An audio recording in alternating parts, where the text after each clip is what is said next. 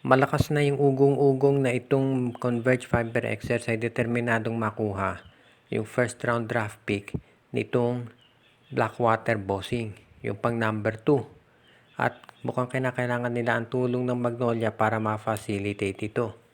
Ang posibleng maging senaryo dyan, yung first round draft pick ng Blackwater mapupunta sa Converge. Ang Magnolia naman makukuha nila itong si Shawnee Winston. At ito namang Blackwater Bossing, ang makukuha nila ay itong si Gio Halalon at yung first round pick ng Magnolia. Iyan ngayon ang isa doon sa mga posibilidad na tinitignan nitong Converge Fiber Exercise. Alam natin na pwede pang mabago yan, depende kasi kung sino mag a-apply sa draft. Sa ngayon kasi parang medyo mababaw itong draft. So baka pumayag na itong Magnolia at Blackwater sa ganyang arrangement. Ngayon, kung magiging malalim itong draft at maraming mga big men na sumali, ang hihilingin syempre ng Magnolia, malamang hindi na itong si Winston. Baka itong si Gio Ambohot o kaya si Gio Ambohot at si Alex Stockton. At ito namang Blackwater Bossing, baka hindi na sumapat si Gio Halalon. Baka ang hilingin niyan itong si Abu Trotter at si Paul Lee. Ibig sabihin, magdedepende ito kung sino mag-a-apply do sa darating na draft. Kapag maraming big men na sumali dyan, sigurado natataas yung value ng draft pick ng Blackwater at marami ang hihilingin dito sa Converge at sa Magnolia. Alam ng Converge Fiber Exercise yan. So, titignan natin kung matutuloy nga. Dahil sa ngayon, itong Converge, talagang determinado na sa draft sila kukuha ng mga players para mag-build up. Hindi pa sapat yung pagkuha nila kay Justin Baltasar dahil alam ng management, kinakailangan may additional players, hindi pwedeng dadalawa o tatlo lang yung aasahan ng kanilang koponan.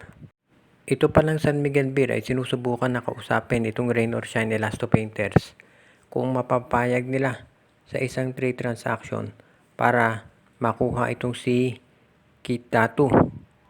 Mukhang ang ino-offer ng San Miguel Beer daw ay itong si Mawala Tautuba. Pero sa tingin ko malabo na pumayag itong si Coach Yeng Yao na kunin niya si Tautuba. Kung titignan natin, parehas lang naman ng laro itong si Tautuba at si Kit Datu. Actually, sa totoo lang, merong inside game. Itong si Tautuba at itong si Kit Datu wala. So, mas nakakalamang pa yan. Kaya sa tingin ko, itong si Coach Yeng Yao, kung itong si Tautuba ay mas bata-bata pa, baka dyan siya pumayag. Ang problema kasi ito si Tautuba, hindi na yan bata. So, malamang hindi natanggapin itong si Coach Yeng Yao yung ganyang klaseng trade. Kung si Tautuba kasing edad nitong si Datu, papayag yan sigurado. Pero ang problema nga, itong si Tautuba ay may edad na, so hindi sasapat siguro yung ganyang magiging offer ng San Miguel Beer. Kaya kinakailangan siguro na itong si Coach George Gallen, kung talagang gusto niya na makuha itong si Kit Datu, ay dagdagan yung i-offer niya. Posible, for example, na ibigay niya itong si Mawala Tautuba plus itong si Jeron Teng o kaya si Simon Enciso. Baka dyan mapaisip na itong si Coach Yeng Yao o kaya baka isama niya yung first round draft pick ng San Miguel. Baka dyan pumayag. Pero alam natin itong si Coach Yeng Yao kasi ang gusto niya kumuha pa ng additional big men. So malamang kung itong si Kit Datu ay talagang maganda ang pinapakita, ay magdesisyon si Coach Yeng Yao na wag na itong i-trade. Ang medyo hindi lang maganda kay Datu, hindi niya kayang depensa si Junmar Fajardo, nakita natin yan. So isa yan doon sa mga bagay na pag-aaralan ni Coach Yeng.